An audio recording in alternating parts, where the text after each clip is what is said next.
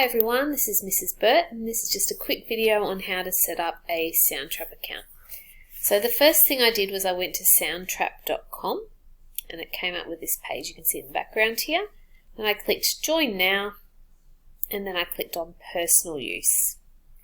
And then it gave me the options to sign up with Google, Facebook or an email, and I chose the email option.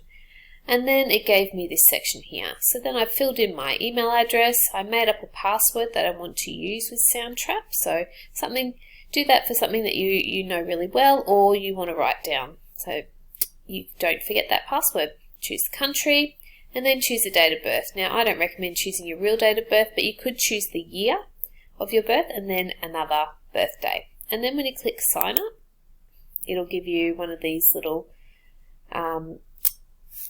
security checks to make sure you're not a robot. So then you just choose whatever it says. So this one says bicycles. If there are none, click skip. There are no bicycles. I can't see any there either. What buses? Okay.